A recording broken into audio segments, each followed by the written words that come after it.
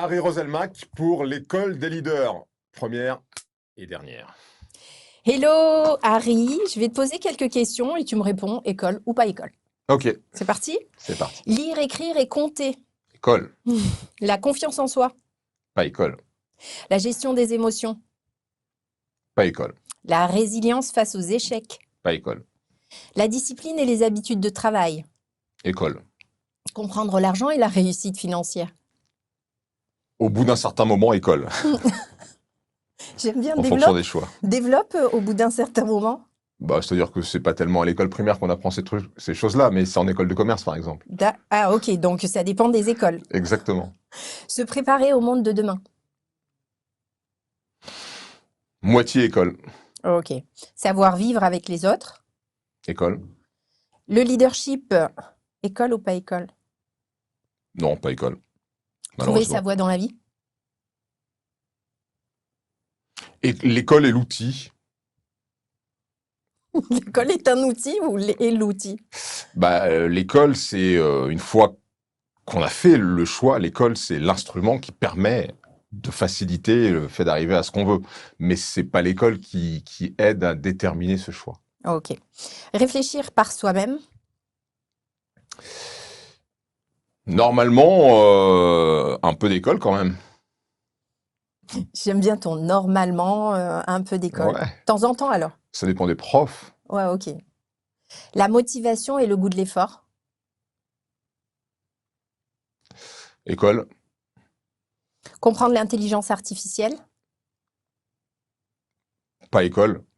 La responsabilité et En tout cas, pas l'autonomie. encore école. J'espère que ça viendra vite, Ouais. comme le reste d'ailleurs, de ce La qui n'est pas école. responsabilité et l'autonomie. Et l'autonomie, plutôt pas école. Mhm.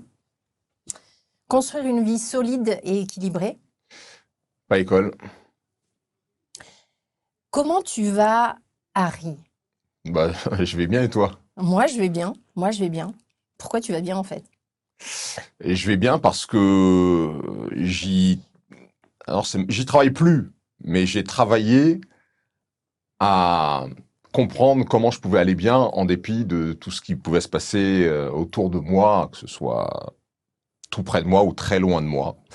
Donc comme mon bien-être dépend de mon état intérieur, je vais très souvent bien et c'est ce que je conseille aux gens, c'est d'aller chercher les conditions de leur bien-être en eux, pour en faire bénéficier les autres, mais aussi pour moins dépendre des autres. Hmm. Et tu as eu une phase où justement tu étais bien en fonction des autres? Je pense que j'ai surtout eu un moment où j'ai pris conscience que le fait de trop dépendre des autres pour être bien me mettait à leur merci, entre guillemets, en tout cas à la merci des événements, et que c'était pas ce qui pouvait assurer une stabilité dans le bien-être. Hmm. Comment est-ce que tu peux nous dire, et je vais rectifier mon qui tu es, mais qu'est-ce que tu es? Ce que je suis, c'est ce que tu es aussi, Mhm. c'est ce que sont les gens qui nous regardent. Et c'est en partie l'objet de mes cogitations de plus en plus fréquentes, qui prennent beaucoup de place et qui m'épanouissent, qui participent d'ailleurs de mon épanouissement. Ma réflexion sur ce que l'on est justement, c'est tout l'enjeu de ce travail de métaphysicien qui occupe beaucoup de mon temps depuis quelques années. Et donc ce serait un peu long à développer ici, Tu peux, tu peux. mais pour faire très court, ce que l'on est dépend de ce qui nous a fait, de ce qui nous a créé, et factuellement, ce qui nous a créé, ce qui nous a fait, c'est l'espace-temps, c'est l'espace et le temps, c'est cette information en changement d'état continu, en renouvellement continu, en complexification continue, qui, depuis ce que l'on en dit scientifiquement, depuis 13,8 milliards d'années, ne cesse de créer des systèmes de plus en plus complexes, jusqu'à, puisque c'est à l'heure où on se parle, ce que l'on connaît de plus complexe dans la nature, jusqu'à créer un animal particulier qui est doté d'un organe particulier qui a fait sa domination sur le reste de son environnement, c'est notre cerveau. Donc, toute cette information qui a fait de la matière de plus en plus complexe, de la matière vivante et intelligente. De ce que l'on en sait, nous, on est enfin, à peu près sûr d'en être un représentant. Est-ce qu'il y en a d'autres dans l'univers? Ça, on ne le sait pas. Mais toujours est-il que ce que l'on est, c'est cette histoire de l'information. Donc, basiquement, pour répondre d'un mot à ta question, qu'est-ce qu'on est? De l'information. Qu'est-ce que tu es, toi? De l'information. On est de l'information. Tout est de l'information. Tout dans l'espace-temps est de l'information. Et comme tout le reste de l'espace et du temps, on est de l'information. Et donc, de l'information, alors moi, je comprends parfaitement puisque j'ai eu la chance d'explorer un petit peu tout ce que tu partages dans l'écriture parce qu'on te connaît en tant que journaliste, on te connaît à la télé. Mais ce Harry qui échange avec beaucoup de profondeur et de questionnement sur notre existence, sur la métaphysique, qui est un petit peu, qui rejoint beaucoup l'essence de l'école des leaders, qui justement permet de comprendre l'être humain derrière le leader. Qu'est-ce que tu dirais pour te qualifier, même si j'imagine que tu n'as pas envie de te qualifier, pour te définir un petit peu, pour te décrire, qu'est-ce qui t'anime, qu'est-ce qui te définit, qu'est-ce qui est ton essence, qu'est-ce qui te fait bouger, qu'est-ce qui te fait vibrer? C'est plus clair peut-être. C'est plus je suis comme beaucoup de femmes et d'hommes un chercheur. Ok. Voilà.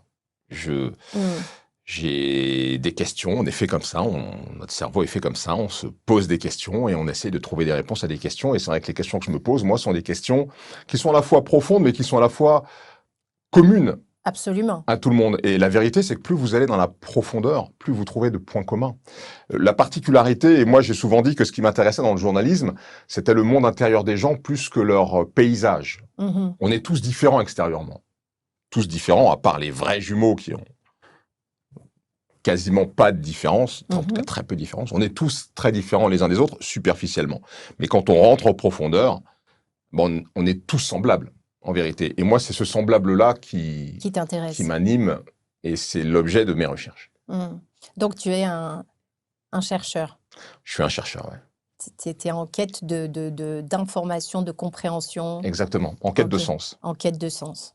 Et je pense que c'est quelque chose qui a beaucoup été négligé dès la fin du 19e siècle, parce que des autorités en philosophie ont estimé que cette quête du sens de l'être n'avait pas de réponse satisfaisante, et donc on a un peu laissé tomber ce qu'on appelle la métaphysique. Et moi, je considère que cette question, elle est au contraire essentielle, parce que on a érigé en maître l'action.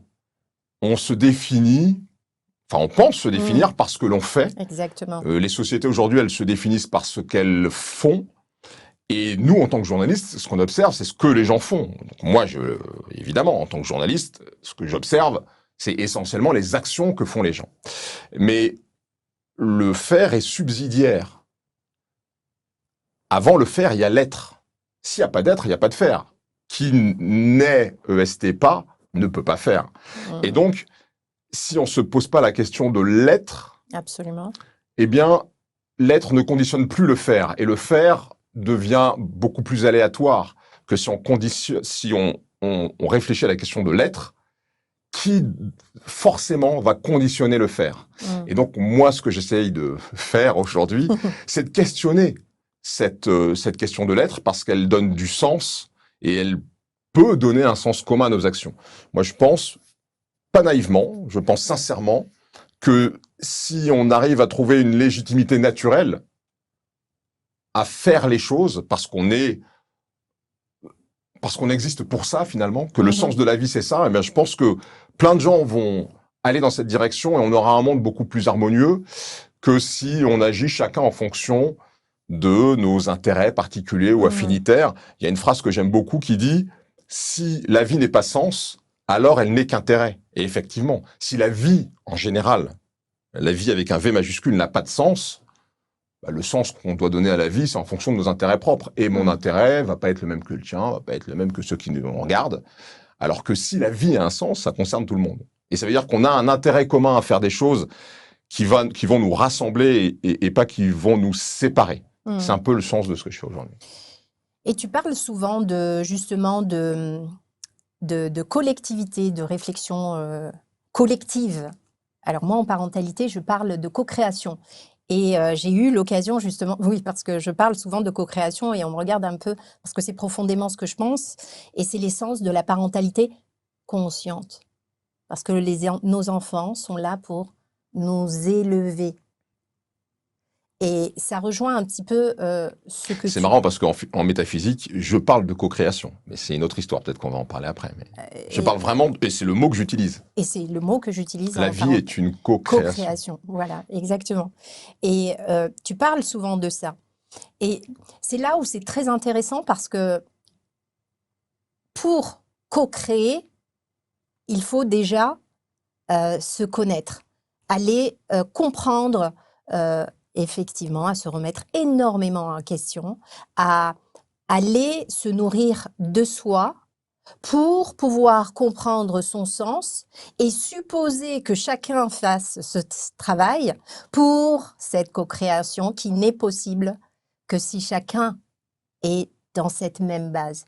Et c'est un projet tellement ambitieux et qui m'inspire énormément parce que c'est une réflexion d'une vie et bien au-delà, bien au-delà. Mais je pense qu'aujourd'hui, elle est presque urgente parce que c'est une nécessité, au vu de tout ce qu'on vit, de se recentrer. Et moi, là où je trouve ça très intéressant, c'est que tu as un parcours quand même, voilà, de réussite qui est indéniable, d'accord? Et là où je suis fascinée, c'est ta quête de sens. Et c'est pour ça que quand je t'ai dit qu'est-ce qui te définirait, qu'est-ce que tu es, tu as trouvé le mot qui finalement est le plus adapté, chercheur. Et c'est vraiment ce quand on apprend à te connaître, à te comprendre, c'est exactement ce qui sort de toi. Et tu partages à la fois des lois universelles, des questions qu'on appelle aujourd'hui métaphysiques, mais des questions en réalité que quand l'individu à part entière se pose, se retrouve avec soi-même, le mot métaphysique n'a même plus lieu d'être. C'est l'essence même de la métaphysique. Voilà. C'est l'essence. La métaphysique, c'est l'essence. C'est l'existence. C'est l'essence. L'essence avant l'action. Exactement. Et parfois, aussi paradoxal que ça puisse paraître, on commence par l'action toujours. Oui. Ouais. Il y a même une philosophie qui justifie ça, qui est la philosophie existentialiste, qui considère que l'existence étant la somme des actions qu'on mène, précède l'essence. C'est ce que disent les existentialistes. L'existence précède l'essence. Non. L'essence précède l'existence. Sans essence, il peut pas y avoir d'existence. Sans être, il peut pas y avoir d'action. Et donc, il s'agit de remettre les choses dans l'ordre. Mais là où le travail, il n'est pas si titanesque à faire pour chacun, c'est qu'effectivement, quand on étudie ces questions-là, ces questions fondamentales de l'être, encore une fois, je pourrais écrire des livres où je raconte ma vie. Et je pense qu'il y a plein de gens qui aimeraient ça. Et d'ailleurs, il y a des éditeurs qui me l'ont demandé depuis bien longtemps. Je l'ai jamais fait. Pourquoi? Parce que je considère que ce qui relève de ma vie n'a pas valeur alors, je veux pas dire de modèle, parce que si, ce que j'ai fait, de fait, est un modèle, il y a plein de gens qui s'en inspirent, et je trouve ça super. Mais ma vie, c'est mon parcours. C'est quelque chose qui m'est singulier. Alors que mon être, ça concerne tout le monde, puisque c'est le même, comme je le disais tout à l'heure. Mon être, c'est le même que le tien, c'est le même que celui de tout le monde. C'est pour ça que je pense que décrire l'être, pour moi, est beaucoup plus important que de décrire les actions qui sont celles que l'on peut mener, parce que c'est un travail qui est exigeant. Et moi, ce que je fais, c'est que je pense, pour ceux que ça intéresse, en tout cas, je leur évite de faire tout ce travail que moi j'ai fait, sauf si ça leur plaît. Parce que moi, je pense qu'il faut faire ce qui nous plaît. Et moi, j'ai pas attendu d'avoir une validation académique pour faire ces recherches. Absolument. Si j'avais passé un doctorat ou une agrégation de philosophie pour écrire des bouquins de métaphysique, je pense que j'en aurais jamais écrit. Je l'ai écrit parce que c'est sont des recherches qui sont en moi, ça m'habite depuis des années, et que j'ai développé une réflexion qui me semble apporter des choses, pas toutes nouvelles, loin de là, parce que je me suis rendu compte que quand vous étudiez l'existence, eh bien, quels que soient les gens qui le font, le lieu où ils le font, ou l'époque à laquelle ils le font, on aboutit aux mêmes conclusions. Oui, Et les conclusions de Platon au IVe siècle avant exactement. Jésus-Christ sont grosso modo les mêmes Intemporel, auxquelles oui. on aboutit aujourd'hui. Et ça, c'est quelque chose qui, pour moi, est une preuve de validité. Parce que si plein de gens différents, dans des lieux différents, à des époques différentes, ayant des cultures différentes, ayant un savoir scientifique différent, parce qu'il faut se dire que Platon, quand il écrivait, il connaissait pas la physique quantique, ça n'existait pas en tant que Non, tel, en tant que science. Eh bien, si toutes ces personnes arrivent aux mêmes conclusions, c'est qu'il y a une forme de validité là-dedans. absolument. Une vérité qui... Oui. je suis d'accord avec toi. Harry, si je te rencontre à 8 ans, je découvre qui? Tu découvres un enfant bien dans ses baskets, qui est un cadet un peu particulier dans sa fratrie, parce que ma sœur aînée était encore à la Martinique à ce moment-là. Elle nous a rejoints, je devais avoir 10-12 ans. Euh, Ce qui faisait donc que j'ai sans doute pris une forme de responsabilité de frère aîné que je n'étais pas vraiment, donc un peu dans un entre-deux. Voilà, j'étais un enfant qui était très choyé par ses parents et notamment par sa maman. J'étais un garçon hypersensible que je pensais être toujours, mais que j'ai justement habillé, renforcé par la vie et par la connaissance. Et voilà, j'étais un garçon qui était plutôt bon à l'école, qui était bon camarade, qui était bien inséré dans sa ville de Tours, qui avait commencé le judo depuis 1 an et qui se Mhm. découvrait un fort intérêt pour cette discipline. Voilà.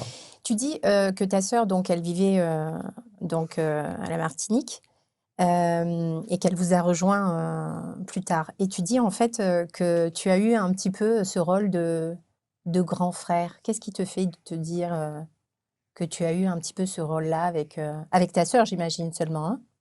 Pas ton frère. Plutôt avec mon petit frère, c'est-à-dire dans Avec la ton petit frère. fratrie qu'on Oui, était physiquement. De facto, j'étais le grand frère. oui, Et ma sœur, dont je savais qu'elle était mon aînée, mais c'était pas très palpable puisqu'elle n'était oui. pas avec nous. Donc, ouais, c'est pour ça que je parle d'une position un peu ambiguë. Néanmoins, ce que m'a apporté le fait d'avoir une sœur qui vivait loin de moi, c'est le fait de me rendre compte que l'écriture, c'était un moyen important d'entretenir une relation, y compris une relation fraternelle. Euh, Parce que, bah, avec ma sœur, on s'écrivait pas mal. Mhm.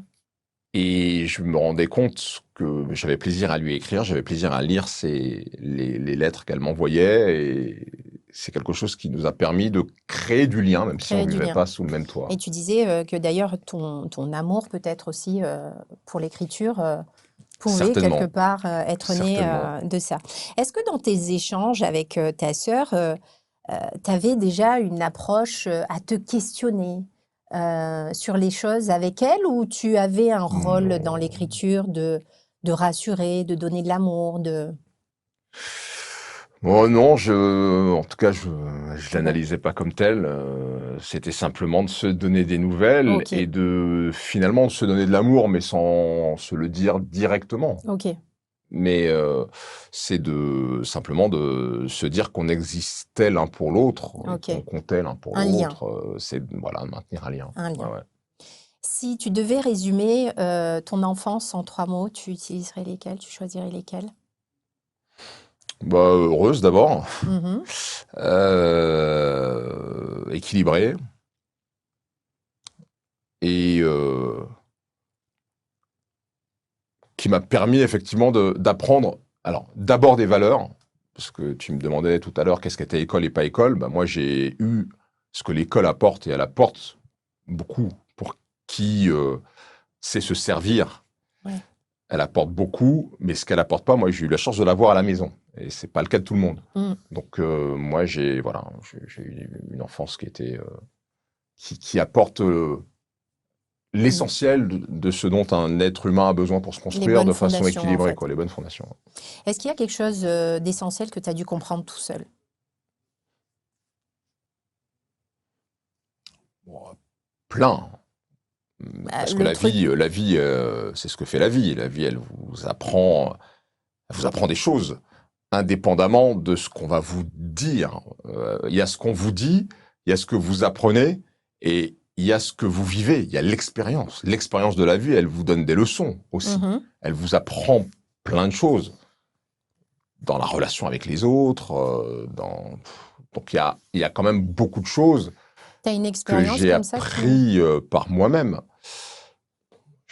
Vraiment, tu vois, J'en ai quelques-unes des expériences, mais euh, l'expérience, par exemple, du racisme, j'y ai évidemment été confronté. Et ça, c'est pas mes parents qui m'ont expliqué ce que c'est que le Ah racisme. oui. Ils n'ont pas ouvert un dictionnaire pour me dire ce que c'était. C'est la vie qui m'a confronté à ça.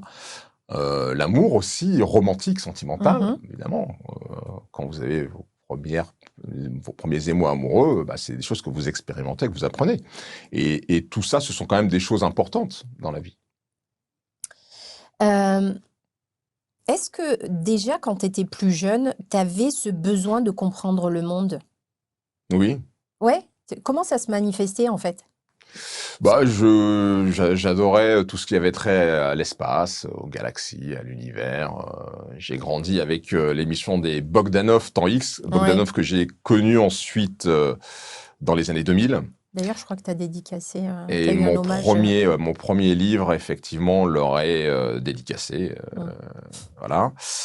Et, euh, et donc, moi, j'ai toujours été passionné par ce genre de mystère. Et je me dis aujourd'hui que finalement, c'est aussi parce que j'étais plutôt craintif. J'étais assez peureux, en fait. Ouais. Et je pense que le fait de comprendre les choses, ça dissipe la peur. Mm. Quand, ce qui fait peur, c'est le mystère. Ce qui fait peur, c'est ce que vous ne comprenez pas. Ce qui fait peur, c'est ce que vous n'arrivez pas à appréhender pour vous y préparer ou pour ne serait-ce qu'y mettre une image. Ce que Mm. vous y mettez, c'est du fantasme et des fantasmes de peur. Alors, ça peut être des fantasmes plutôt positifs et ça peut être des fantasmes négatifs. Ouais. Et donc, je crois que le fait d'être peureux, c'est quelque chose qui m'a poussé vers la connaissance. Alors, si, ben, en fait, la peur, finalement, c'était un sentiment bah, que tu redoutais un petit peu. Et aujourd'hui, tu écris l'amour malgré la peur. Ouais. Et très souvent, tu dis, ben, en fait, l'enjeu le plus important, c'est justement d'enlever cette peur. Oui, c'est de la mettre à sa juste place. La peur, elle est nécessaire. La peur, c'est un moteur d'ailleurs, comme je viens de le dire. C'est la peur qui m'a poussé vers la connaissance. Mm. Donc la peur, c'est un moteur. La peur, elle a permis à l'être humain déjà de survivre, puis d'évoluer. Donc c'est quelque chose qu'il faut assumer, mais qu'il faut garder à sa juste place. Le problème, c'est qu'aujourd'hui, on vit dans un régime de peur qui n'a même plus besoin de raison. On n'a même plus Mhm. besoin de raison d'avoir peur. Et c'est ça le danger, parce que nous, les êtres humains, notre état premier, en tout cas c'est ce que je postule, c'est ce que je défends, c'est ce que j'argumente, c'est l'amour. On n'a pas besoin de raison d'aimer. D'ailleurs, souvent, on ne sait pas pourquoi on aime. On aime. Et d'ailleurs, il viendrait à l'esprit de personne de demander à quelqu'un pourquoi tu es amoureux. C'est une question qui n'a pas de sens. Mm. On peut demander pourquoi tu es amoureux de cette personne, mais on ne Mhm. peut pas te demander pourquoi tu es amoureux. Absolument. Ça fait partie de notre raison d'être, l'amour. Donc, l'état premier, c'est l'amour. Il n'a pas besoin de raison. La peur, au départ, elle a plein de raisons liées à la survie. C'est-à-dire la peur de mourir, la peur de manquer pour survivre, etc. Mais aujourd'hui, on est dans un tel régime de peur depuis tant de temps que l'être humain n'a même plus besoin de raison d'avoir peur. Et ça, c'est un danger. Parce que de faire de la peur une émotion première, au même titre que l'amour, eh bien, c'est un problème parce que là où il y a de l'amour, il n'y a pas ou peu de peur. Et là où il y a de la peur, il n'y a pas ou moins d'amour. Et si la peur, elle arrive en premier lieu et qu'elle domine tout, l'amour va finir par disparaître. Et ça, c'est quelque chose qui peut nous mener à notre destruction parce que je pense que notre finalité, la raison pour laquelle on est dans l'espace-temps sous cette forme d'être humain intelligent ayant une liberté de choix, une liberté d'arbitrage, c'est pour justement choisir l'amour. Et si on ne choisit pas l'amour, on n'ira pas très loin. Est-ce que toi, tu as eu des moments où la peur a pris le dessus sur l'amour? Oh bah, à plein de moments, je pense qu'on en a tous, des moments où l'amour pour une activité, par exemple, on a envie de faire quelque chose, mais on a peur de ce que pensent les gens, d'échouer, de pas être à la hauteur, et on le fait pas. Donc, c'est la peur qui l'emporte dans ces moments-là. Il y a 10 000 choses que l'on ne fait pas par peur, alors que, parce que quand je parle d'amour, c'est l'amour au sens large. Mhm, L'amour, c'est ce qui nous attire vers, c'est ce qui nous amène vers les uns les autres ou mhm, vers quelque chose. Euh, et ça, c'est bien souvent contrarié par la peur. mhm. Euh, cette peur, elle nous fait non seulement renoncer, mais elle nous fait aussi parfois faire des mauvais choix. Cette peur de manquer, elle peut nous amener à accumuler plus que de raison, à vouloir toujours plus, à ne se soucier que de soi et des siens au détriment des autres. Et la peur, elle est à l'origine, me semble-t-il, de quasiment tous les maux de nos sociétés aujourd'hui. Mhm. J'aime bien cette définition que j'ai lue une fois sur la peur, qui dit la peur, donc en prenant chaque lettre, c'est la preuve erronée d'usurpation de la réalité. Et je trouvais ça tellement, parce que c'était une période où justement j'étais vraiment en situation de peur. Et quand tu es dans dans ce tumulte de la peur, c'est très difficile de t'en détacher, de te raccrocher justement à ces émotions d'amour telles que la gratitude, la reconnaissance, la fierté, toutes ces valeurs hautes, ces émotions fortes qui viennent justement te ramener à l'amour.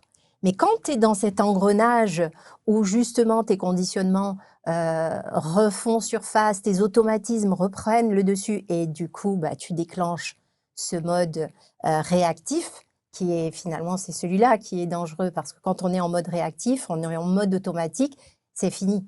On n'est plus on n'est plus dans la conscience, on est dans la réaction. Et c'est ça qui nous amène, même dans la parentalité, hein, on veut tous que nos enfants réussissent. Et pourtant, c'est pas de notre responsabilité. Je le dis souvent, quand je dis bah, c'est pas de notre responsabilité qu'ils réussissent, c'est pas de notre responsabilité qu'ils soient heureux, et ça choque. Bah, bien sûr que si, moi je veux que mes enfants. Oui, tu le veux, mais c'est pas de notre responsabilité. Et pareil pour la réussite.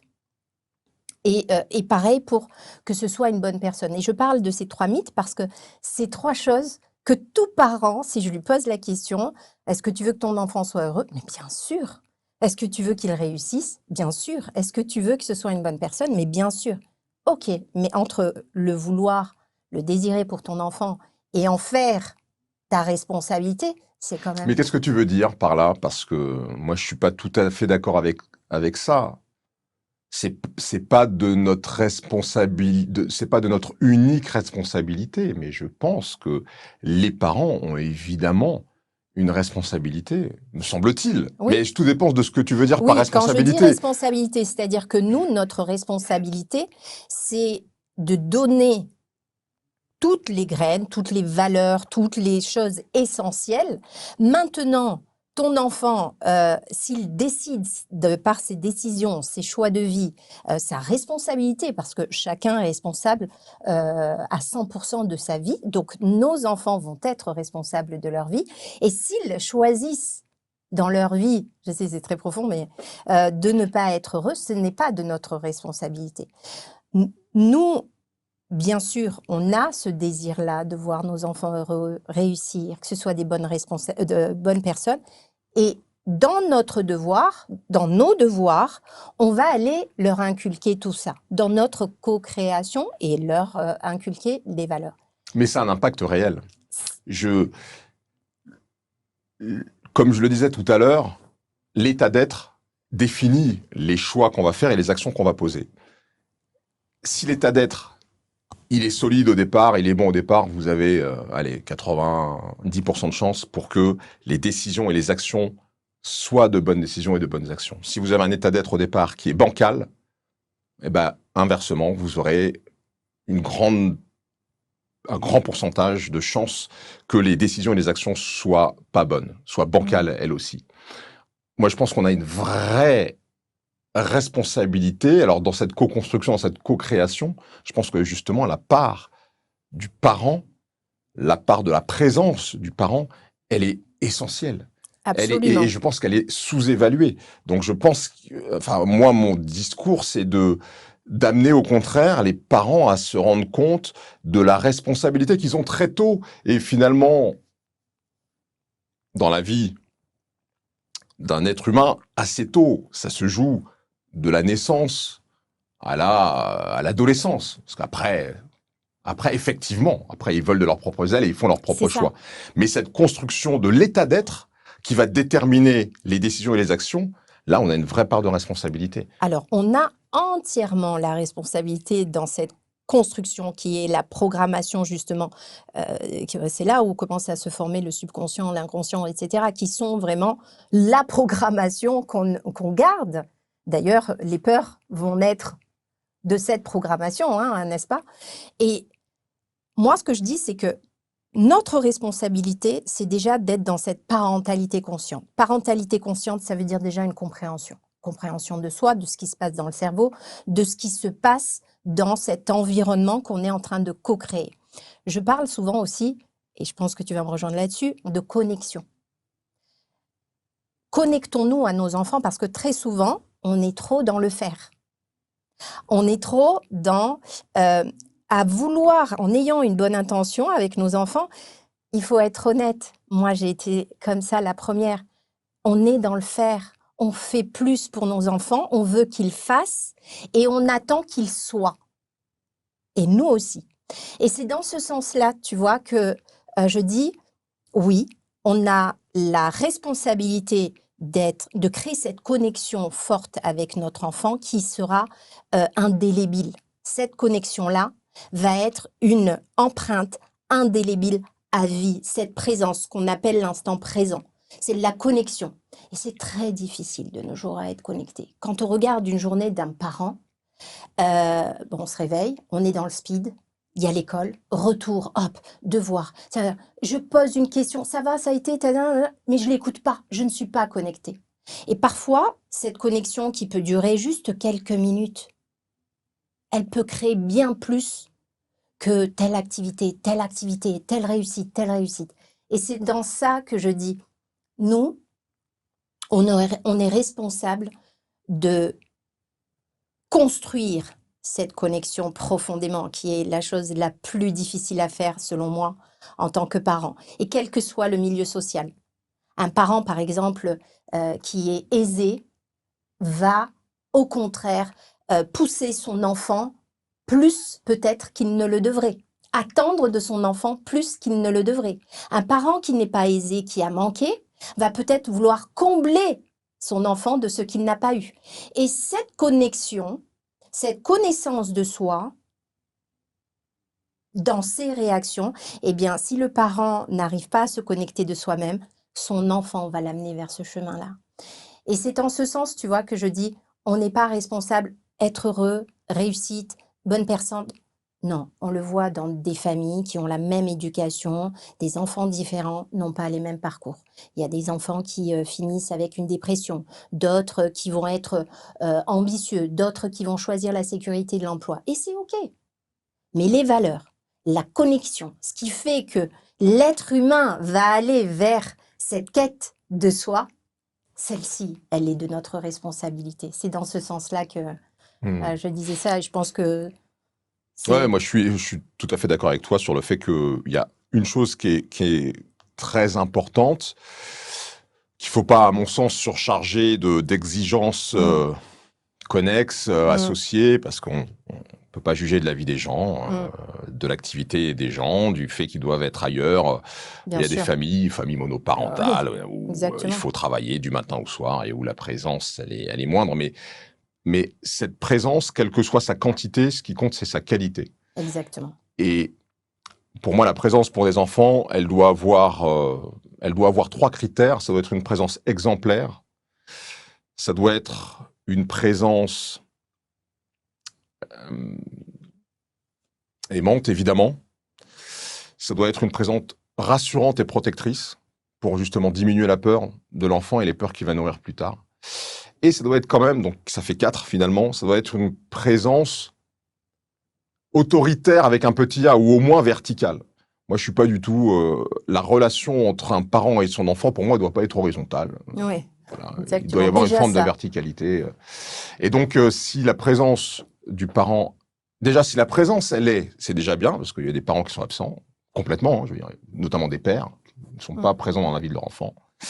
Mais la présence, si elle a ces 4 qualités-là, et ça demande pas forcément beaucoup de choses Non. à faire. Mais s'il y a ces 4 critères-là, ça fonctionne, je pense. Et tu vois, tu disais, parfois, il y a des papas qui sont pas présents. Et c'est OK. Mais on remarquera que ces papas qui sont pas présents, et on n'est pas en train de faire des généralités, bien sûr, mais bizarrement, ils arrivent à se connecter bien plus quand ils sont là que la maman, qui est beaucoup plus présente, mais qui finalement, elle est dans tellement de faire, réaliser, et de toute façon, et si je fais pas ça, qui c'est qui va le faire? Oui. Et moi, j'ai cette charge, et moi, je pense à tout, et moi, mais t'es Mais ça plus... veut dire qu'ils sont présents quand même. Oui, Moi, je parle ils sont moi, je présents. parle des pères qui sont complètement absents, qui Ah oui, ne oui, sont oui, pas dans d'accord. la vie de leur Ah enfant. OK, Je OK. parle pas du père qui est au boulot ou qui Oui, est OK. à droite ou à gauche. Je parle du Ah père oui, qui oui, n'est pas dans la vie de oui, son ah enfant. oui, qui n'est pas Voilà. là, bah, C'est pour malheureusement, ça que je dis que la quantité de présence, c'est pas le plus important. Ce non. qui est important, c'est la qualité de présence. Mais faut être présent. Ouais. Ah oui, là, par contre, Mm. effectivement. Et tu peux te connecter de différentes manières. Maintenant, c'est vrai que ça, c'est voilà, c'est la fondation que, quelle que soit la séparation, s'il n'y a pas cette connexion avec ton enfant, là, par contre, oui, ça, c'est dangereux. Bah Ça, oui. c'est dangereux parce que tu programmes quelque chose qui va être manquant et une grosse carence. Donc là-dessus. Carrément. Est-ce que ta quête de compréhension, elle t'a rapproché de quelque chose ou de toi? Alors, je sais que tu en parles justement dans Il n'est pas trop tard pour naître. Est-ce que tu peux nous en parler un petit peu plus? Ma quête de sens, elle m'a rapproché de Dieu, Ok. dans le sens où je croyais déjà en Dieu avant de faire ce travail de recherche de sens de l'existence, mais c'était une notion de Dieu qui était très transmise. Bon, mes parents m'ont élevé dans une religion, catholique en l'occurrence, on allait à la messe, donc j'accueillais ce que je recevais, mais je le questionnais pas tellement, et pour moi, c'était pas quelque chose de très concret, je me faisais pas une idée... je me faisais pas d'idée du tout de ce que pouvait être Dieu pour moi et dans ma vie. C'était juste un nom, c'est juste des rites, c'était juste des signes, c'était juste des prières. Et je me suis rendu compte que aujourd'hui, je vais sans doute moins souvent à la messe que j'y allais quand j'étais gamin, puisqu'on y allait avec mes parents quasiment tous les dimanches. Donc d'une certaine façon, je suis moins dans les rites, mais je suis plus connecté. Je suis davantage connecté à ce que j'estime être Dieu. Et ce que j'estime être Dieu, ça n'est pas du tout une entité qui est connotée religieusement, mais alors pas du tout. C'est simplement, pour moi, l'existant qui a créé l'univers, qui a créé l'espace et le temps. C'est-à-dire que la réflexion du métaphysicien, c'est de remonter en arrière avec un raisonnement qui tient compte de ce qu'on connaît scientifiquement de l'espace et du temps, et de dépasser la limite de la science, parce que la science, il y a un moment où elle n'arrive plus à remonter cette histoire qu'est l'univers, ce processus qu'est l'univers. La métaphysique permet d'aller au-delà de cette limite et de donner des scénarios probables. On est dans le domaine de la probabilité, on n'est pas dans le domaine de la démonstration. Personne ne pourra jamais démontrer qu'il y a quelque chose qui a créé l'espace-temps, ça n'est pas démontrable, mais c'est argumentable, notamment parce que l'on connaît de l'espace et du temps. Et donc, cette argumentation, elle permet effectivement d'avoir une idée plus précise de ce que peut être ce que l'on appelle Dieu, cet existant causal de l'espace et du temps. Et aujourd'hui, j'ai une vision plus précise de ce que c'est, même si c'est très compliqué à décrire avec des mots, parce qu'effectivement, ce qui est en amont de l'espace et du temps, ça n'est pas dans l'espace et le temps. Or, on a besoin de l'espace et et du temps pour faire des concepts, pour penser et pour partager la pensée. Quand quelque chose n'est plus dans l'espace et le temps, on a du mal à le partager. C'est dur à dire, c'est dur à expliquer, c'est dur à décrire. Mais on peut donner quelques caractéristiques quand même de cette chose-là qu'on appelle Mhm. Dieu. Et aujourd'hui, j'ai donc un rapport différent avec Dieu parce que je pense mieux savoir ce que c'est. Mhm. Est-ce que tu penses, je vais te poser une question, est-ce que tu penses que quelqu'un de spirituel, ce qu'on appelle aujourd'hui quelqu'un de spirituel, très souvent on entend parler de spiritualité, finalement c'est des personnes qui croient en Dieu ou... Oui, non, et mais bien qui sûr. finalement... La spiritualité n'est absolument pas liée à la religiosité. Il y a des gens qui sont spirituels et religieux, Mhm. et il y a des gens qui sont spirituels, mais qui ne sont pas religieux. Ouais. C'est-à-dire que ce sont des gens qui, et moi je suis sûr qu'ils ont raison, ces gens-là, Mhm. ce sont des gens simplement qui considèrent que l'essence, on en revient à l'essence, Oui. mais l'essence de ce que l'on vit n'est pas matérielle. L'essence de ce que l'on vit est spirituelle. Mhm. La spiritualité étant aussi de l'information. C'est pour ça que moi je dis, le postulat de départ du métaphysicien, quand tu m'as demandé tout à l'heure qu'est-ce qu'on est, on est de l'information, parce que Mhm. tout est de l'information. Mhm. Même la pensée, c'est de l'information. Mhm.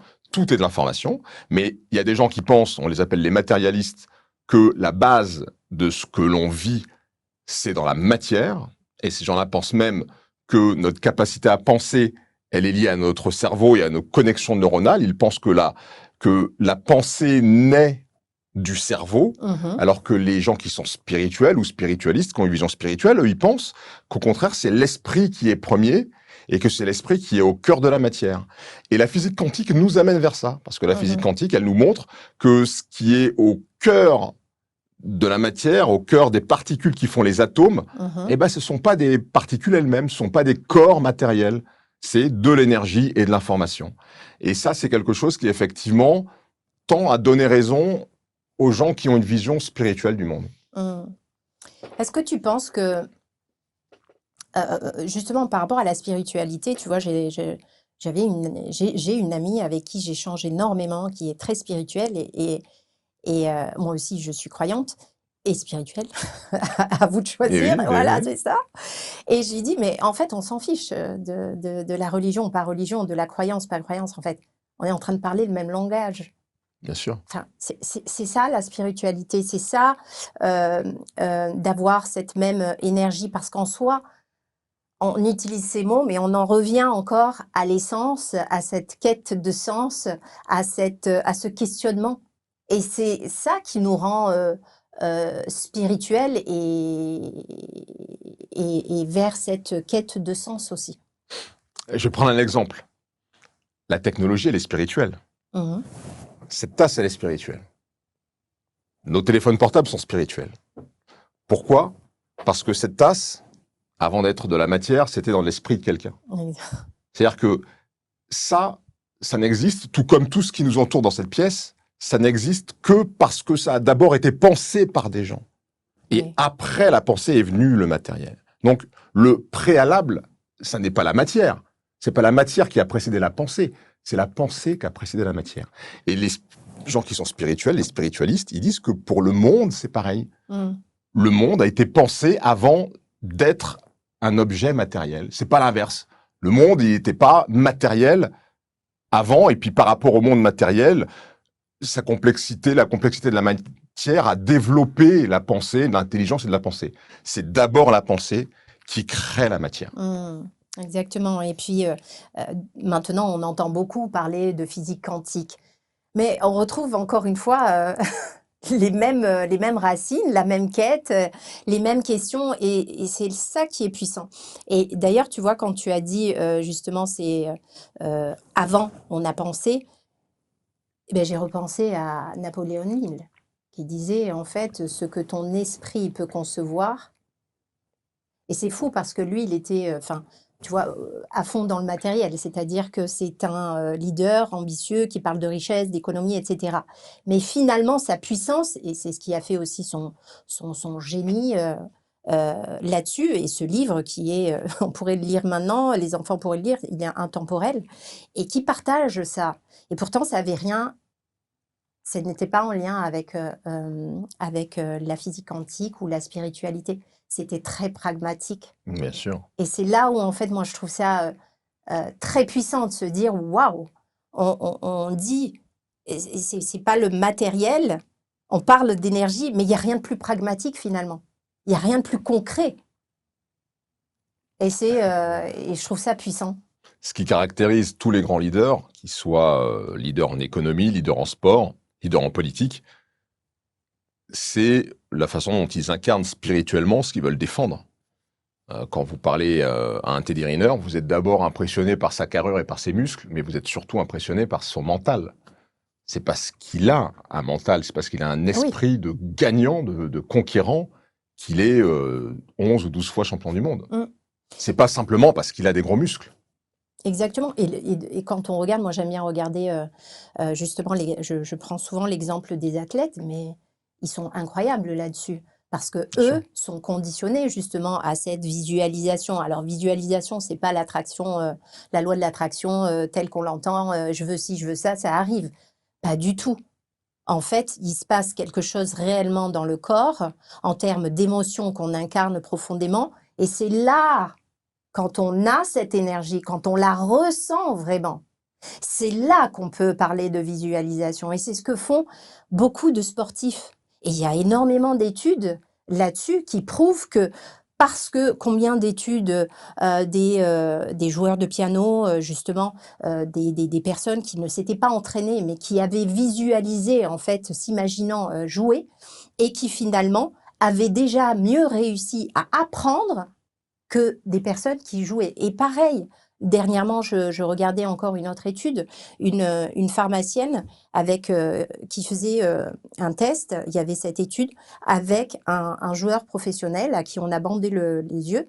Et en fait, si tu veux, en face, cette pharmacienne, on lui a bandé les yeux et on lui a fait croire qu'elle réussissait chaque panier. Elle est ratée.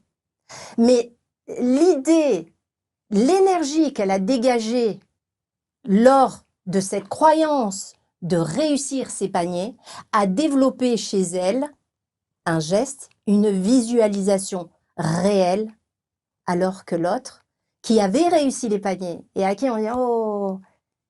eh bien, ça a développé chez lui du doute. Et moi, juste ça, je trouve ça tellement incroyable. Et je crois profondément, comme toi, je pense, au champ des possibles. Et ce potentiel-là, on ne l'apprend pas aux enfants. Et pourtant, quelque part, si on regarde bien, ils l'ont de manière innée quand on est petit. On a cette capacité à « oui, je vais faire astronaute », on se voit, on les voit, qui sont incarnés par tout ça. Donc, ils visualisent naturellement. Quand on est enfant, on le fait naturellement. Et petit à petit, on rentre à l'école et on nous déconnecte de tout ça. Et à l'âge adulte, c'est quand même incroyable. Moi, je trouve ça, c'est quelque chose qui me fascine parce que je me dis, waouh, je nais comme ça. Je grandis, on me dit, il faut l'enlever, arrête de rêver, etc. Et à l'âge adulte, je suis pas bien parce que finalement, je veux me reconnecter à quelque chose qui était moi. Et ça, c'est quelque chose que j'aimerais que les jeunes d'aujourd'hui, les enfants, que l'école commence à vraiment remettre au centre de l'enfant. Parce que ça permettrait réellement de changer le monde en commençant par l'éducation. Je ne sais pas ce que tu en penses. Oui, je suis d'accord avec toi, mais je comprends que l'école, c'est un, c'est un canal. L'école, elle fait de la canalisation, c'est-à-dire que l'école, elle apporte un tronc commun de connaissances à des enfants qui sont très différents, qui ont des aspirations très différentes, qui ont des caractères très différents. Et effectivement, les programmes scolaires, c'est un consensus. Un consensus ne peut pas répondre aux particularités des uns et des autres. Ça, c'est sûr. Mais ce consensus qu'est l'école, il ne peut pas éteindre les particularités des uns et des autres. Et je pense qu'il y a une différence entre le fait de prendre en charge les particularités des uns et des autres, ce qui est effectivement concrètement assez compliqué, et c'est là où le rôle des parents, il est important. Il y a des parents qui ont beaucoup d'enfants, mais il y a rarement des parents qui ont 30 enfants. Un prof, il peut pas répondre aux demandes des 30 enfants, mais un parent, il doit être en capacité de répondre aux attentes particulières de chacun de ces enfants. Donc, garder ces particularités, ces rêves vivaces, je suis pas sûr qu'on puisse le demander à l'école, parce qu'on en demande beaucoup à l'école. L'école, il faut juste lui demander d'être efficace, parce qu'elle n'est déjà pas toujours dans l'acquisition du tronc commun. Il faut que l'école, elle se recentre sur cette mission, qui est une mission très importante, c'est qu'on a besoin d'éléments communs pour échanger, savoir écrire, savoir lire, savoir compter, connaître l'histoire, la géographie, etc., Une culture etc., commune. pour maîtriser le monde dans lequel on vit. Ça, l'école, il faut être extrêmement intransigeant dans le fait qu'elle puisse faire ça sans éteindre la C'est particularité ça. des enfants. Et effectivement, il y a une espèce de tendance, peut-être moins aujourd'hui qu'il y a quelques années, qu'il y a 10 ou 15 ans, à décourager les enfants, à leur dire non, tu pourras pas faire ça parce que t'es pas bon là-dedans, non, fais plutôt ça parce que tu viens de tel endroit, tu viens de telle banlieue, ou t'as telle couleur de peau, ou t'as telles origines, ou t'as telle déficience dans une matière. Non, l'école, c'est pas son rôle de dire à l'enfant, non, ce que tu veux faire, t'y arriveras pas. Au contraire, le rôle de l'école, c'est de dire, si tu veux vraiment le faire, nous, on te donne des outils, donne-toi plus que les autres parce que tu as du mal, mais les outils, ils sont là. Puis on parle à tes parents, s'il faut donner des cours en plus, il faut faire voilà, il faut essayer de mettre en œuvre ce qui existe au service de l'enfant et de son rêve, ça c'est sûr. Donc éteindre les rêves des enfants, je suis complètement d'accord avec toi. L'école ne doit pas le faire. Après, est-ce qu'elle peut prendre en charge tous ces rêves différents? Ça, c'est compliqué. Alors, prendre en charge tous les rêves, non, mais juste prendre conscience de ne pas enlever ça. Tous Bien les sûr, enfants ne sont évidemment. pas faits pour l'école, mais voilà, il faut quand même une certaine éducation, avancer un maximum. Mais c'est vrai que quand tu vois aujourd'hui Parcoursup, quelle pression, tu vois, c'est tout ça, on est encore dans ce conditionnement. Alors bien sûr, il faut des enfants si tu veux faire médecin, si tu veux être avocat, etc.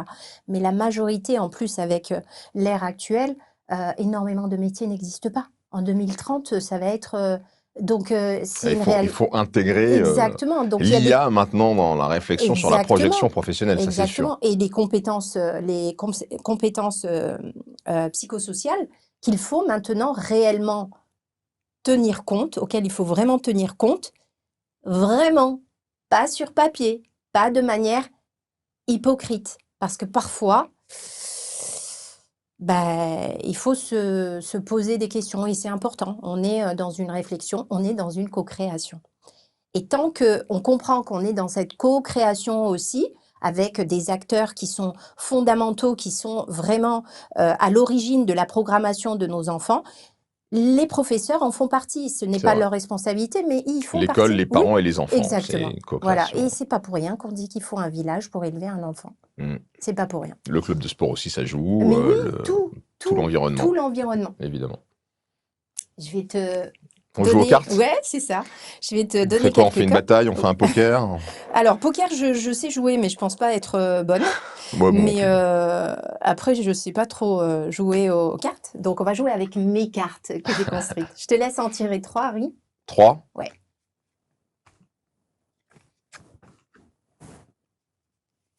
Voilà. C'est parti. Donc, je peux les regarder. Ouais. Tu as des questions, tu lis le mot et tu lis ta question. Choix. Mhm. As-tu déjà choisi quelqu'un au détriment de toi-même? Oui. Pas tout le temps, mais oui, ça m'est arrivé.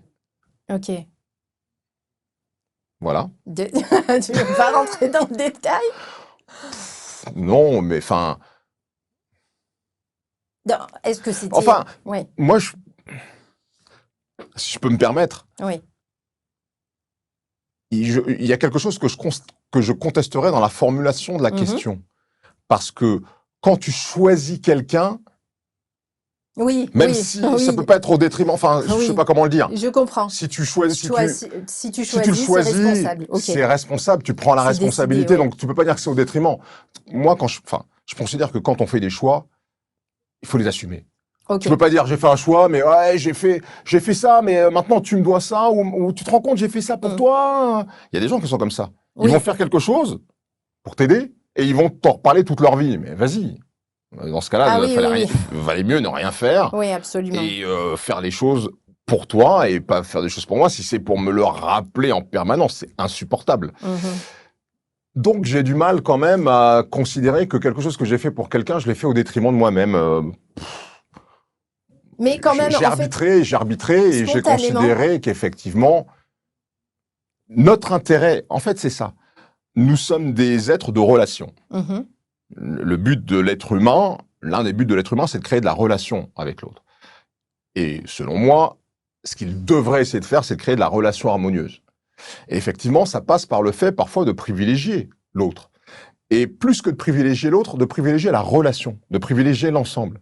Si tu fais quelque chose pour quelqu'un parce que c'est bien pour votre relation, même si pour toi individuellement, c'est pas bien, au global, Mhm. le résultat de l'addition de tout ça sera positif. Donc ce sera pas à ton détriment puisque ce sera au profit de votre relation et que votre relation elle compte. Je pense que c'est comme ça qu'il faut voir la chose. Et donc pour le coup, l'équation simple mon détriment, son avantage, ce ne sont que deux données sur les trois, puisqu'il y a la relation. Et si Mhm. la relation en bénéficie, tu as eu raison, quelque part. Ok. Voilà. C'est bien parce que, en fait, on voit que tu es animé par. Au- au- au- au- à chaque geste, tu es vraiment dans cette remise en question, même la lecture de ton mot. Enfin, spontanément, tu as compris la question et hop! Ouais, Non, je peux ouais, pas c'est y ça. répondre parce que moi, choisir, ça veut dire quelque chose d'important. Et c'était très intéressant. Merci, Harry.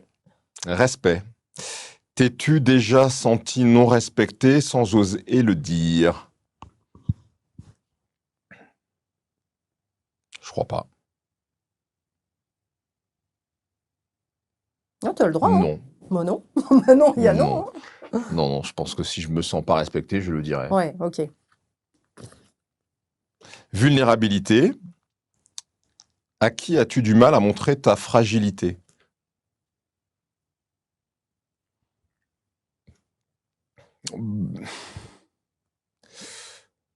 Est-ce que j'ai du mal à montrer ma fragilité? Je suis pas sûr que j'ai du mal à montrer ma fragilité. Je suis quelqu'un, comme je le disais tout à l'heure, qui au départ est très euh, émotif, voire Mhm, peureux. Et je crois que j'ai appris à dominer tout ça parce que bon voilà parce qu'il le fallait, mais et que aujourd'hui je pense pouvoir faire face à plein de situations, y compris des mhm, situations assez dures. Mais c'est pas pour ne pas le montrer à quelqu'un, c'est parce que, comme tu l'as dit et comme tu l'as remarqué, je veux avoir de la lucidité, en fait, mhm. dans la plupart des situations, pour garder cette capacité d'analyse, de recul, Ouais. et prendre la décision la moins mauvaise. Donc si je me montre, enfin si je donne l'impression de ne pas être vulnérable, c'est plus dans ce souci-là que dans le souci de ne pas montrer les choses. Mais il m'est déjà arrivé, dans ma relation avec mes enfants, par exemple, de leur dire que quelque chose qu'ils avaient fait m'avait blessé. Mhm. Parce qu'ils avaient oublié un truc, une date, un truc, Oui, je me rappelle oui, plus oui. exactement, mais ça m'est D'appeler, arrivé des d'appeler, trucs hein. comme ça. Donc je leur dis que ça me blesse. Mhm. Donc oui, je suis vulnérable à certaines choses Ok, et je le très dis en bien. fait. Je crois pas que je sois dans une Ouais. volonté de cacher ce à quoi je Bah suis non, parce que si vulnérable. tu dis que ça te blesse, au Ouais, contraire, tu ouais, ouais. montres. Ok. Allez, on va en poser deux autres. Tu les as faites les trois là, je crois, oui. Oui. Hop, attends.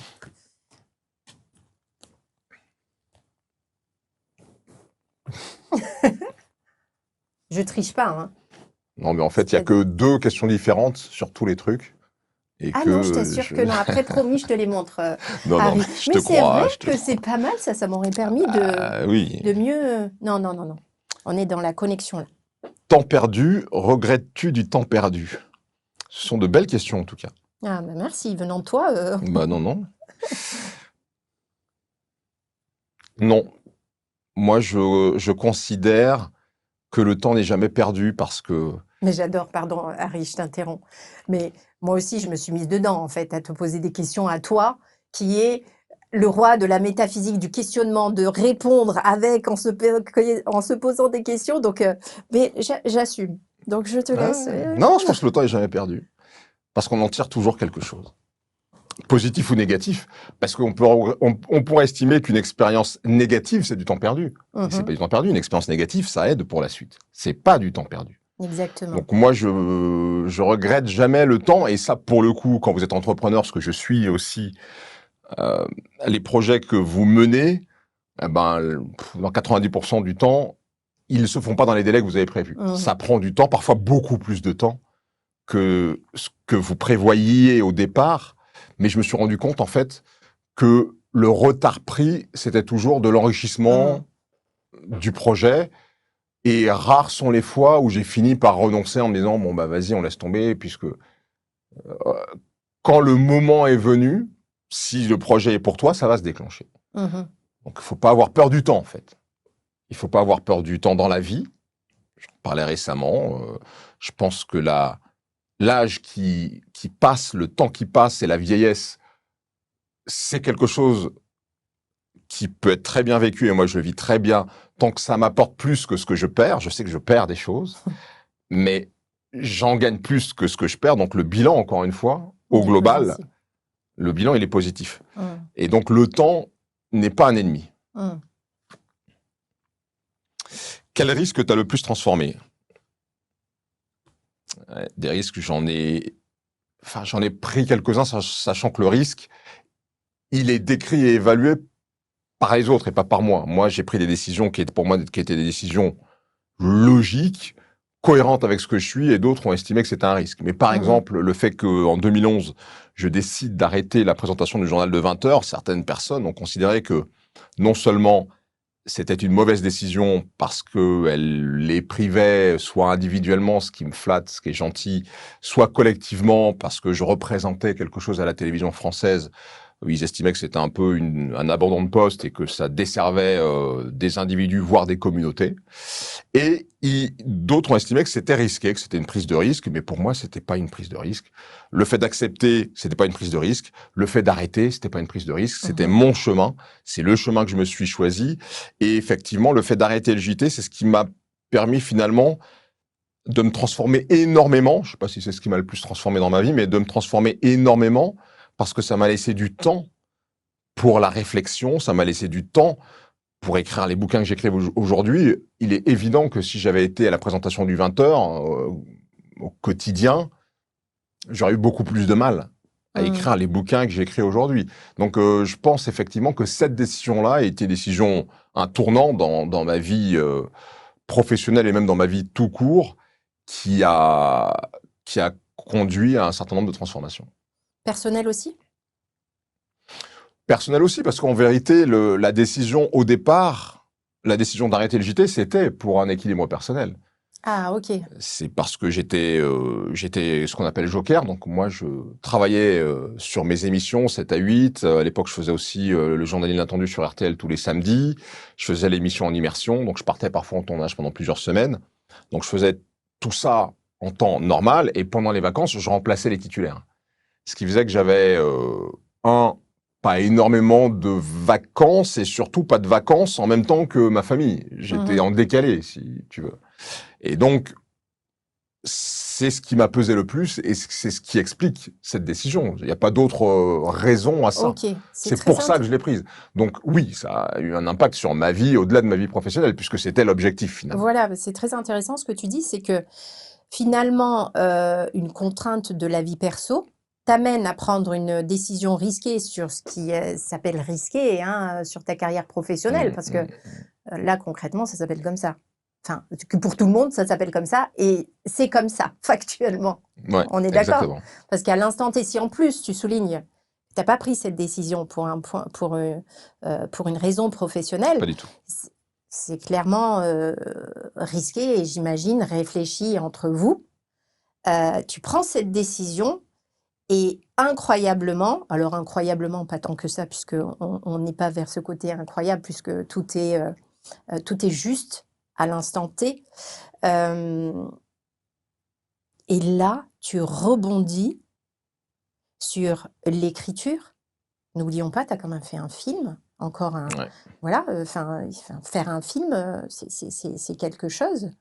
Enfin, avec tout ce que ça implique derrière, et je ne parle pas de l'aspect financier, parce que écrire un livre, on est soi avec soi, et oui, on trouve un éditeur, c'est faire un film, C'est une autre ouais, histoire. voilà, c'est toute une, voilà, c'est un projet de vie, presque, pour certains. Alors, Ouais. peut-être que toi, tu pouvais un peu plus, mais c'est quand même risqué. Et ce qui est, je trouve, incroyable, c'est que tu rebondis sur une décision qui est prise à titre perso.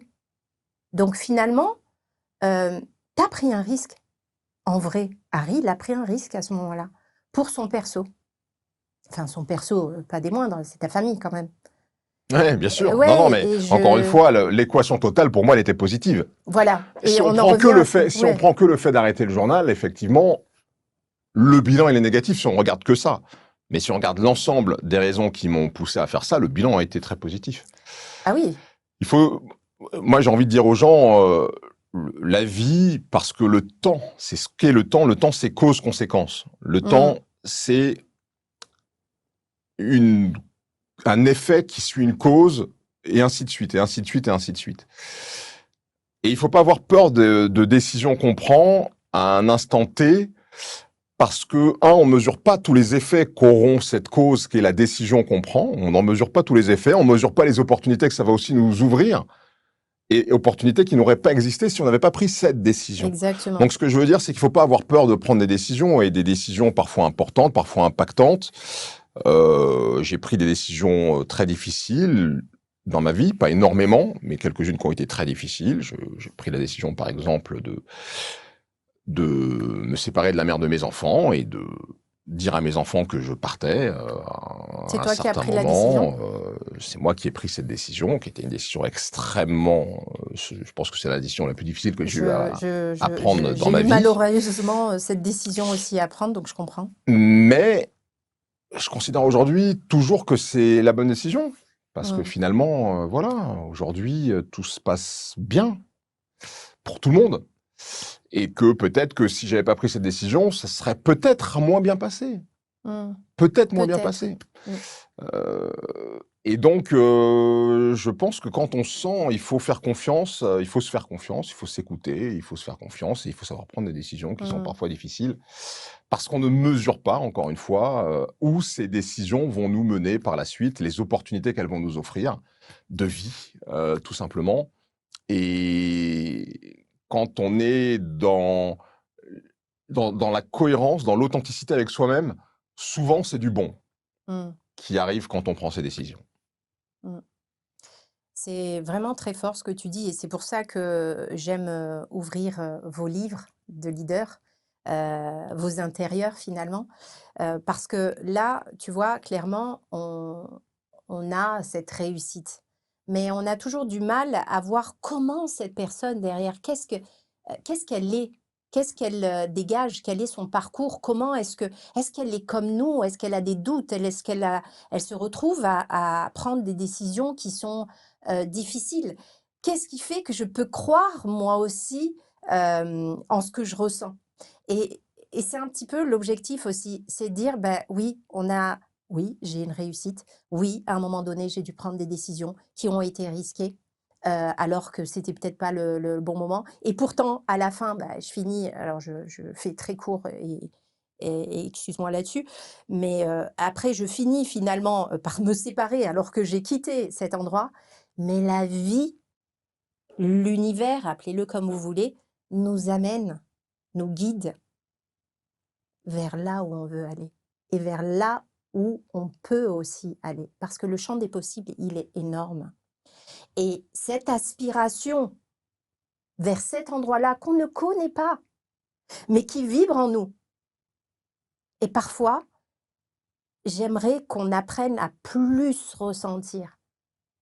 Et c'est ce que tu as fait avec, enfin voilà, avec ces risques-là. Et c'est ce que j'avais envie aussi d'expliquer, parce que je trouve ça tellement Ouais, ouais, puissant. il faut s'écouter. On est dans Ouais, une société qui qui fait qu'on a de plus en plus de mal à Et s'écouter parce oui, qu'on a de plus en plus de sollicitations extérieures à soi et on perd même le savoir écouter à l'intérieur. Parce que ouais. pour s'écouter, il faut savoir le faire. Il faut se réapproprier ça parce que c'est un guide qui est très important. Mmh. Et très souvent, ça arrive, quand on doit se dépouiller.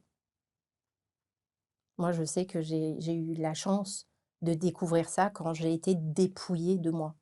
De moi, le masque, l'image, ce qu'on attendait de moi, comment je me suis construite. Et c'est quand la vie qui était en train d'écouter ce qu'au fond de moi je voulais vraiment, c'est-à-dire être moi, libre, libre. Et là, elle m'a dit: «OK, tu veux y aller? On y va». Et là, dépouillée de tout. Et quand tu as ça, tu as 2 choix. Soit tu subis, tu victimises et t'inquiète, tu as un bagage derrière qui est incroyable pour te dire: «Ah bah oui, j'étais pas bien, j'ai subi ci, j'ai subi ça». Alors là, tu peux y aller. Tu auras ta légitimité. Ou bien, tu comprends ce qui se passe, le signe justement de l'univers, de Dieu, de ce que tu veux, qui te dit: «Tu m'as demandé d'y aller». Et là, tu crées cette confiance et te dis: «T'inquiète pas, je suis avec toi et on y va». Et heu et oui, il faut apprendre à s'écouter. Et oui, bien sûr. Et Encore quand on de se met à nu, comme je le disais tout à l'heure, je pense que le fondement de l'être humain, c'est l'amour. mmh C'est ce qu'il a ton de livre? vraiment transcendant en lui. Et quand on se met à nu, on retrouve l'amour. Parce que ces vêtements qui nous embarrassent, qui nous pèsent, c'est les peurs.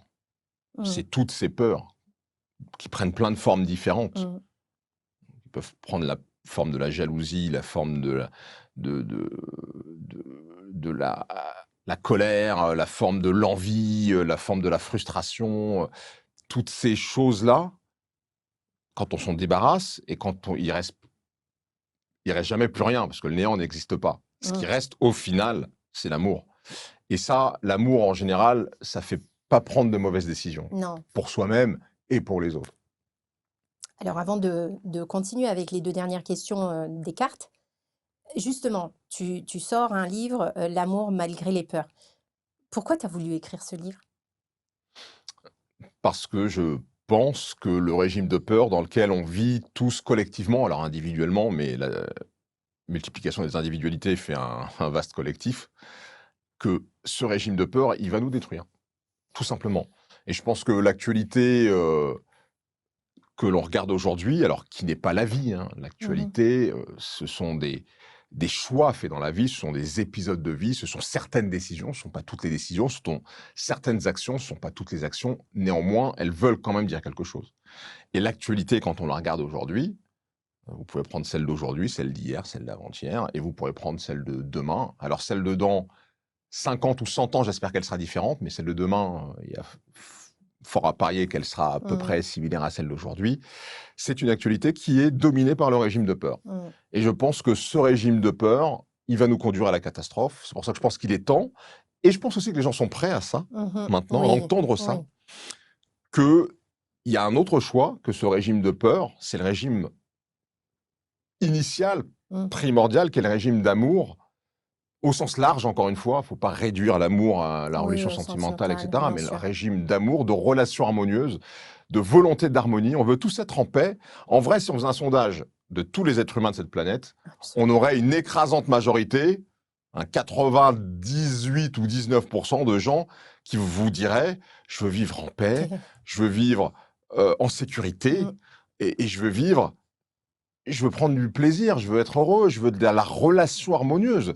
Je pense qu'il y aurait peut-être 1%, moins d'1% de Ouais. personnes qui vous diraient je veux de la guerre, je veux du malheur, je veux de la mort, je veux du sang, je veux. Mmh. Non, c'est pas ce que veulent les gens. Mmh. Pourtant, on vit dans un monde qui propose beaucoup de ce que même pas 1% des gens de cette planète veulent. C'est qu'on vit pas dans le monde qui nous ressemble vraiment. On vit pas dans le monde de nos aspirations profondes. Donc, à un moment, il faut remettre ces aspirations profondes sur le devant et se dire mais en fait, le monde que je veux, c'est ça. Et si tous les gens qui veulent ça le font, la vie sur cette planète va changer complètement. On Et change c'est pour ça que j'ai fondamentalement. écrit ces bouquins. Pour dire aux gens que ce qu'ils ressentent vraiment au fond d'eux, c'est la vérité de ce que doit être le monde. Mmh. et qu'il ne faut pas accepter de subir un monde qui est différent de ce qu'on veut fondamentalement. C'est vrai à titre individuel, on l'a dit, mais c'est vrai aussi à titre collectif. Mmh. Qu'est-ce que tu aimerais que quelqu'un qui lit justement ton livre, alors tu n'es pas maître de ce qu'ils peuvent ressentir, mais que tu puisses en fait leur apporter? Qu'est-ce que tu aimerais leur apporter dans ce livre en fait? Moi, ce que j'écris à mes lecteurs, parce que je l'écris dans le livre, c'est que je peux comprendre que des gens ne croient pas, et je ne m'adresse pas à la capacité à croire, je Mmh. m'adresse à la capacité à comprendre. Moi, je veux permettre à des gens, en argumentant ce que j'avance, de comprendre certaines choses, d'en contester d'autres. Moi, je laisse la liberté, il faut la laisser évidemment, hein, à mes lecteurs de contester les arguments que je leur propose, mais encore faut-il qu'ils m'amènent des arguments plus robustes que les miens. Mais il n'y a aucun problème sur le principe, la Tu es notion très ouvert d'échange et de là-dessus. discussion. La métaphysique, contrairement à la religion, c'est pas discutable. Ce qui est écrit dans les Mmh. livres saints, dans la Bible, dans le Coran, etc., c'est pas discutable. Mmh. C'est comme ça, et malheur à celui qui va contredire ce qui est écrit dans le Mmh. livre saint. La métaphysique, ça n'a rien à voir. La métaphysique, ce sont des arguments et qui sont contestables par principe. Mmh. Et le but, c'est effectivement d'améliorer. C'est comme la science. Les théories scientifiques, elles sont faites pour être réfutées un jour, pour être contredites. Et quelqu'un qui va amener une théorie scientifique plus robuste que la précédente, eh ben, il va établir le nouveau standard de la science. Mmh. La métaphysique, c'est pareil. Donc le but, c'est d'interpeller les gens sur leur capacité à comprendre. Et si ils trouvent le raisonnement valide, solide, ensuite seulement, l'idée, c'est d'aller sur un chemin d'expérience, de foi, de Mmh. croyance. Mais moi, je pense que la croyance, elle doit s'appuyer, ou en tout cas, c'est mieux quand elle s'appuie sur de la connaissance. Moi, je ne mets pas du tout sur le même plan la croyance et la connaissance.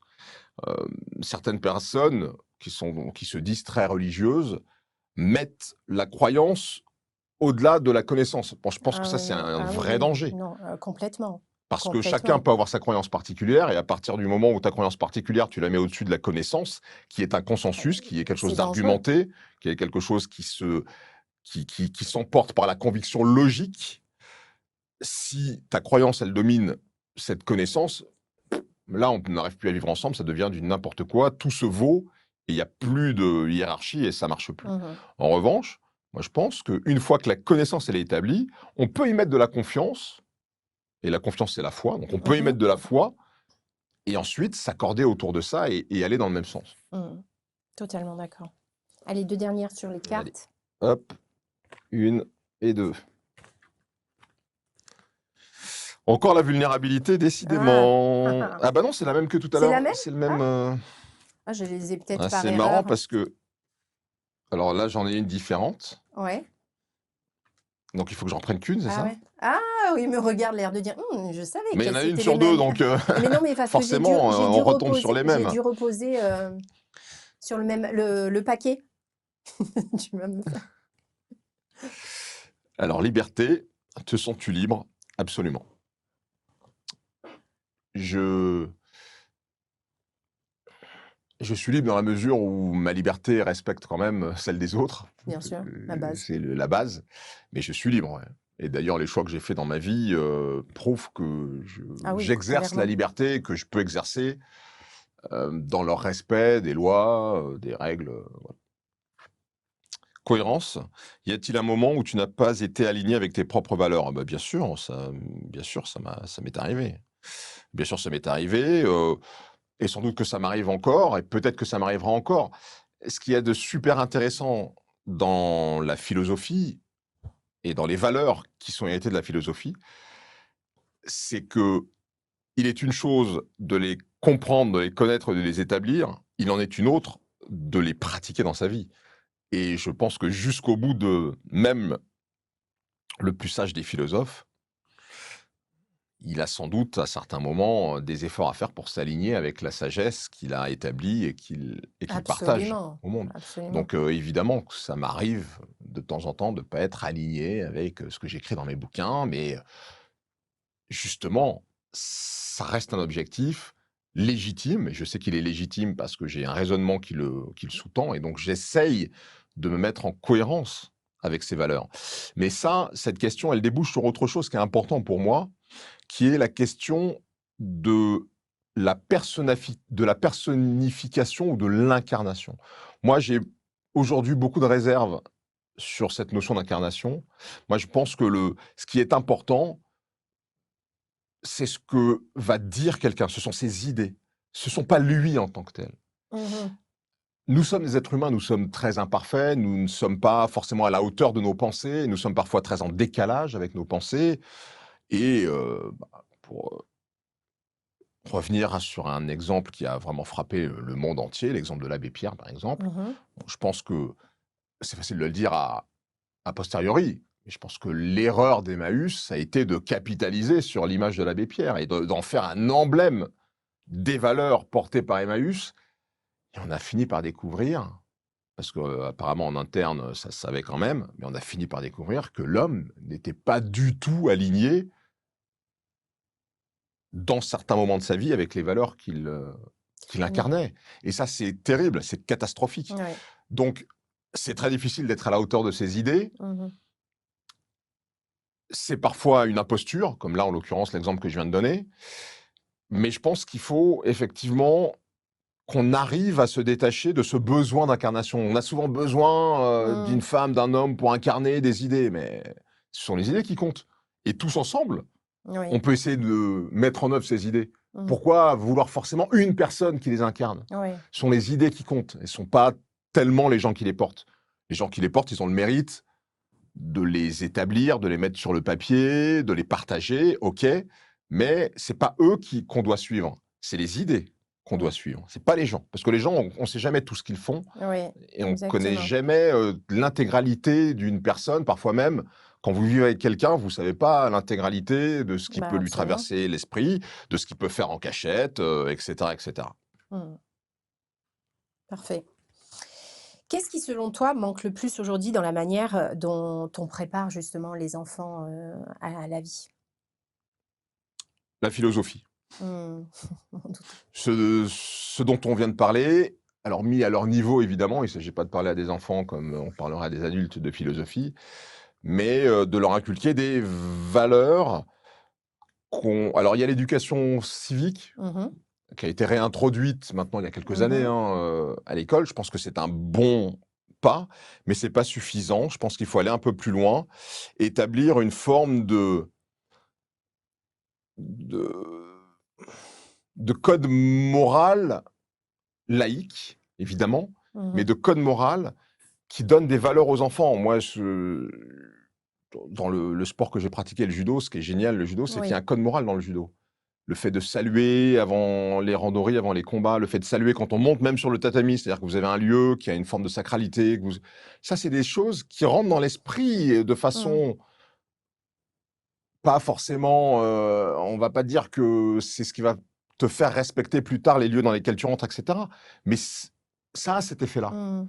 Et donc, moi, je pense que ce qui manque le plus aux jeunes aujourd'hui, aux enfants, c'est un code moral qui s'appuie sur des valeurs philosophiques qu'on peut leur expliquer, dont on peut leur expliquer l'histoire, et finalement faire de la philo dès la CP, au niveau Bien sûr. évidemment des élèves de CP. Moi, je pense que ce sera très utile, surtout que nos enfants, ils sont soumis maintenant à un déferlement d'influenceurs, Mhm. d'histoires, d'images qui peuvent être choquantes. La Mhm. pornographie, elle est disponible maintenant partout grâce à Internet. Enfin, il y a un certain nombre de choses auxquelles ils sont confrontés. Si on les nourrit pas d'éthique et de valeurs, faut pas s'étonner après qu'on ait des comportements qui soient des comportements qui ne soient pas éthiques et qui soient pas nourris de valeurs puisqu'on leur a pas donné Exactement. Et qui n'auront pas ces valeurs. développé justement ce discernement, cet esprit critique qui sont Ouais. vraiment nécessaires. Est-ce qu'il y a une vérité sur la vie que les gens mettent trop de temps à comprendre, selon toi? Oh oui, Ah oui? oh oui. Bah, la vérité fondamentale et qu'il faut défendre à tout prix, c'est que le fondement de la vie et la raison d'être de la vie, c'est la relation harmonieuse. Hmm. Voilà. Si tout le monde avait ça en tête, je pense qu'on s'en porterait beaucoup mieux. Est-ce que, pour toi, est-ce qu'il y a on nourrit une illusion de la réussite? Ah oui, bien sûr.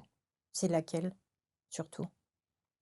Bah, c'est celle qui est, véhiculée, par les médias depuis assez longtemps et par les réseaux sociaux depuis Mmh. plus récemment, de façon encore plus, puissante, encore plus impactante pour ceux qui regardent ces réseaux.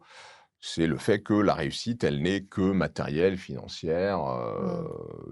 dans l'opulence, dans la domination ou une forme de domination qu'on peut avoir sur les autres parce qu'on a réussi et parce qu'on a les moyens qui sont associés à cette réussite. Je pense que c'est ça le pire. La réussite, en fait, elle n'est pas associée au bonheur des gens. Mmh. Elle est associée à leur pouvoir. Et le pouvoir n'est absolument pas une condition nécessaire du bonheur. Vous pouvez avoir du bonheur et être heureux sans avoir de pouvoir. Et c'est peut-être même plus facile quelque part, d'être heureux quand on n'a pas de pouvoir, quand on n'a pas la responsabilité des autres, quand on ne cherche pas à quand on n'a pas de désir de soumettre l'autre. Parce que Mmh. le désir de soumettre, il est toujours associé à une forme de frustration, parce que vous allez en soumettre un, deux, trois, quatre, mais vous voudrez toujours en soumettre plus. Mmh. Vous voulez toujours aller plus loin et vous êtes toujours dans la frustration, et donc vous n'êtes pas heureux. Celui qui a peu, qui ne domine personne, ou qui a juste une influence sur son environnement et une influence positive et qui n'a pas d'ambition d'asseoir un pouvoir ou une domination, il est plus heureux parce qu'il est tranquille dans sa tête. Exactement. Donc je crois que l'erreur la plus fondamentale, c'est celle-là, c'est de faire croire que la réussite, que le bonheur réside dans la réussite matérielle. Mmh.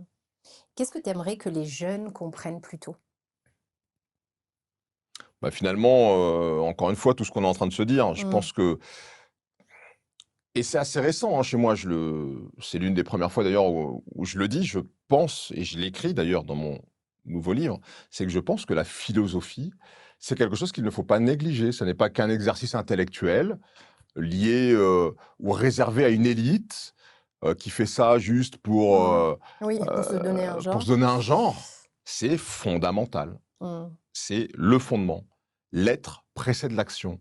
Et donc, les tuteurs qui permettent de se bâtir un être basé sur des principes, eh bien ça, c'est quelque chose de super important. Et vivre selon des principes, c'est évidemment plus fructueux et plus enrichissant que de vivre selon des opinions, ce qui est le cas aujourd'hui. Aujourd'hui, on est dans une société de l'opinion, voire de l'émotion, ce qui est encore Mmh. plus volatile que Mmh. l'opinion.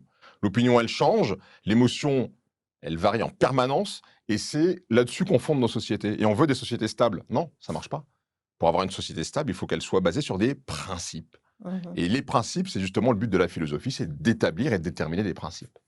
Alors du coup, tu as répondu déjà à ma question où je voulais te demander, quelle matière, tu aimerais ajouter. Donc j'imagine que la La philosophie philo. en premier. Est-ce que tu ajouterais aussi, un petit peu de alors même si la philo rejoint aussi, la métaphysique, hein, c'est aussi lié. Oui, c'est la même chose. Voilà.